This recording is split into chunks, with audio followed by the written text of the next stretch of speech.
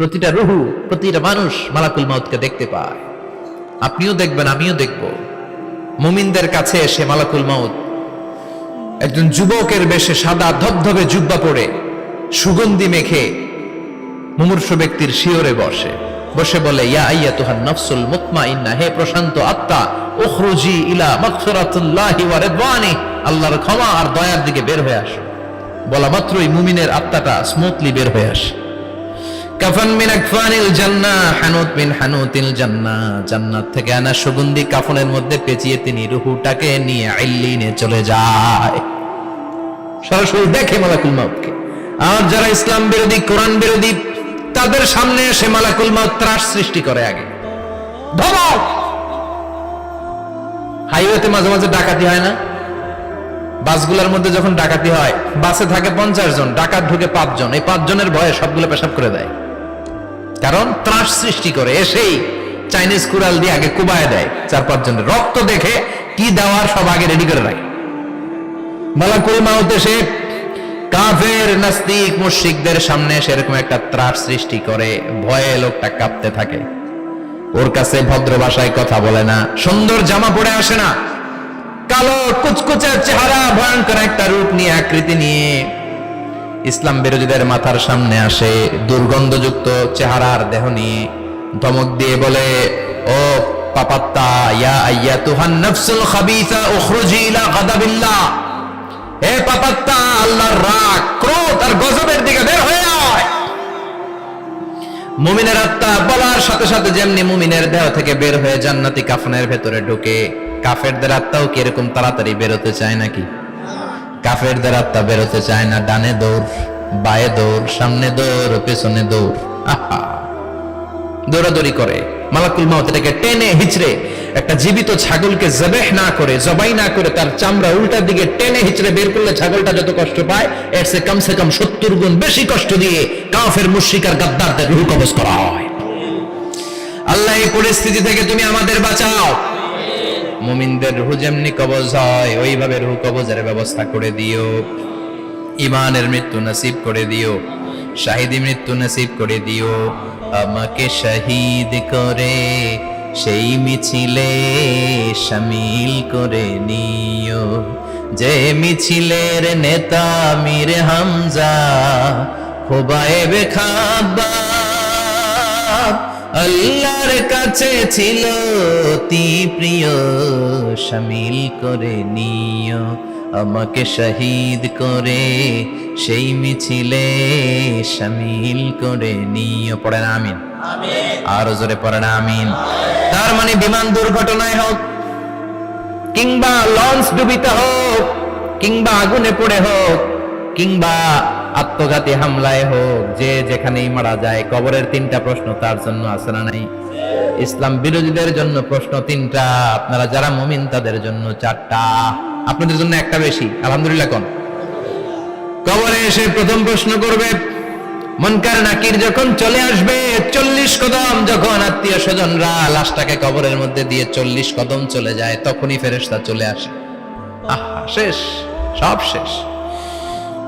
এসেই পরীক্ষা শুরু। মার রব্বুক, তোর রবের নাম কি? চিল্লায় বলেন, আমাদের রবের নাম কি? আমরা বলবো রব্বি আল্লাহ, আল্লাহ আমারে রব। দমে দমে তনু মনে তারি অনুভব। পড়েন, আল্লাহ আমারে রব। তোমার দুনিয়াতে আমি যেদিকে তাকাই, অথই নিয়ামতে ডুবে আছি সবাই।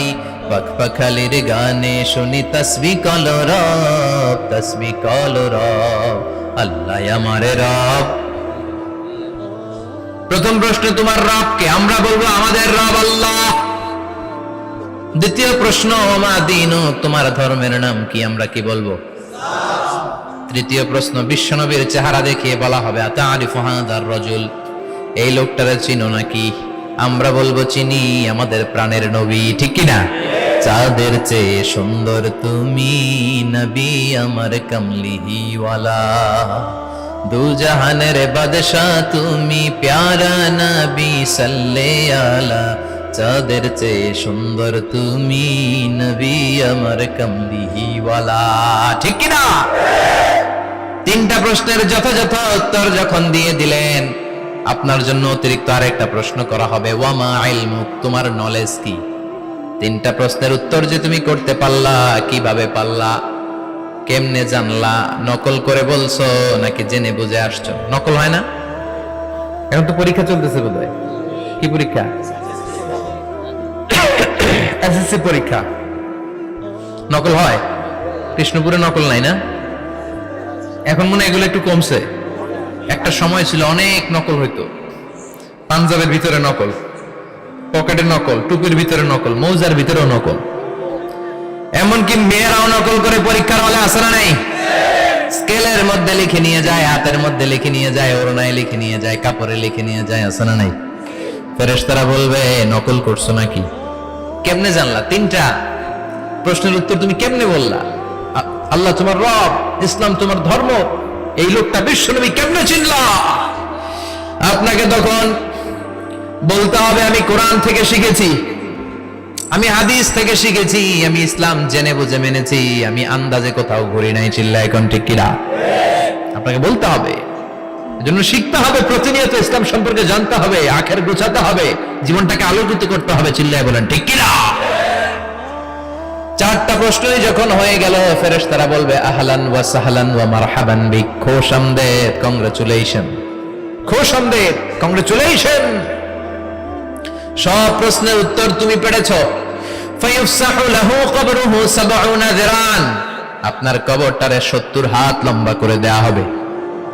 ওয়া ইফতাহু লাহু বাবুন ইলাল জান্নাহ, আপনার কবর থেকে জান্নাতের দিকে দরজা খুলে দেয়া হবে। ওয়া ইলবাসু মিন লিবাসি আহলিল জান্নাহ, জান্নাতের দুইটা রেশমি কাপড়ের পোশাক এনে আপনারে পরিয়ে দেয়া হবে। আর বলা হবে নাম কানাও মিলা আরুস, ঘুমাও, sleep, you should get some sleep now, তোমাকে লম্বা সময় পাড়ে দিতে হবে, ঘুমাও। কানাও মিলা আরুস, যেমনি বর বাসর রাতে আরামসে ঘুম দেয়, বাসর রাতে যেমনি বর কনেকে নিয়ে মধুর ঘুম দেয়, তুমিও ঘুমাও, কেউ তোমার ঘুম ভাঙবে না। মালাক ইসরাফিলের কিয়ামতের জন্য ইসরাফিলের সিংহায় যে ফুৎকার আছে, ওই ফুৎকার ছাড়া কোনো কিছুই তোমার ঘুম ভাঙাতে পারবে না। আলহামদুলিল্লাহ পড়েন। আল্লাহ আমরাও যেন চারটা প্রশ্নের উত্তর দিয়ে লম্বা একটা ঘুম দিতে পারি, পড়ে না আমিন।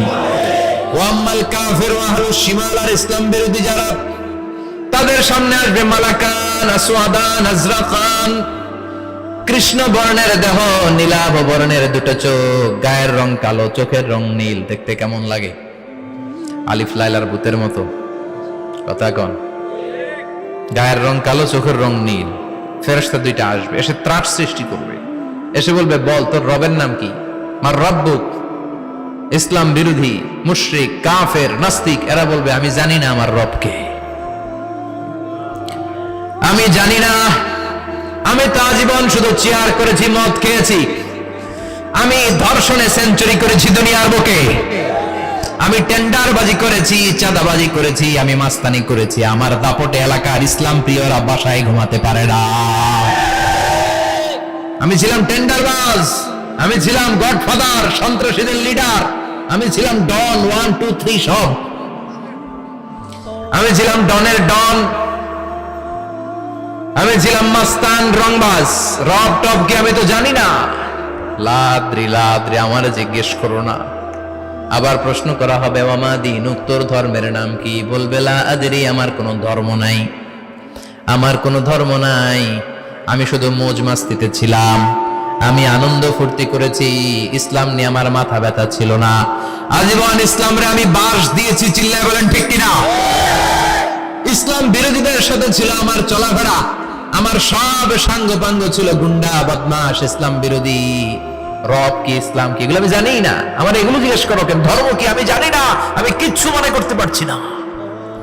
3 নাম্বার প্রশ্ন করা হবে আচ্ছা আরিফু হাদার রাজুল, দেখো তো এই লোকটারে চিনো কিনা? কয় না, চিনি না, তবে মনে হয় এই লোকটারে দুনিয়ার বুকে আমি গালি দিতাম, এই লোকটার বিরোধিতা করতাম, ব্লগের মধ্যে এই লোকটার ব্যাপারে কুৎসা রটনা করতাম, এই লোকটার কার্টুন বানিয়ে আমি হিংসা ছড়িয়ে দিতাম, এই লোকটার ব্যাপারে আমি এলাকার মধ্যে অপপ্রচার চালাতাম।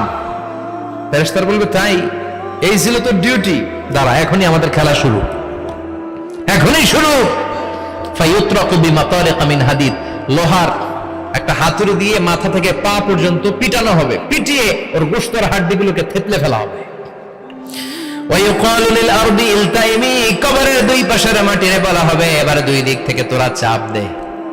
চাপ দেয়া হবে, ধাক্কা ধাক্কি করেও সে সুবিধা করতে পারবে না। মাটি আস্তে আস্তে আস্তে আস্তে দেহের দুই দিকে লেগে এমন জোরে দুইটা চাপ দিবে, ফাতাখতালিফা আদলাউহু, তার ডান পাশের পাজরের হাড্ডি বাম দিকে ঢুকে যাবে, বাম দিকের হাড্ডি ডানে চলে যাবে। বিশ্বনবী বললেন এই হাতুড়ি দিয়ে পিটানোর শাস্তি, কবরের চাপ দেওয়ার শাস্তি চলতেই থাকবে হাত্তাল কিয়ামা, কিয়ামত পর্যন্ত। আল্লাহ এই কবরের শাস্তি থেকে আমাদের বাঁচাও। আমরা এই আযাব পেতে চাই না, আমরা যেন ঠিকভাবে কবরের 4টা প্রশ্নের উত্তর করে দিয়ে লম্বা ঘুম দিতে পারি। আল্লাহ তুমি তৌফিক দাও। এজন্য আল্লাহ বললেন গোলাম দুনিয়া নিয়ে পাগল হয়ে থেকো না, এই দুনিয়ার জীবন আসল জীবন নয়, আসল জীবন হলো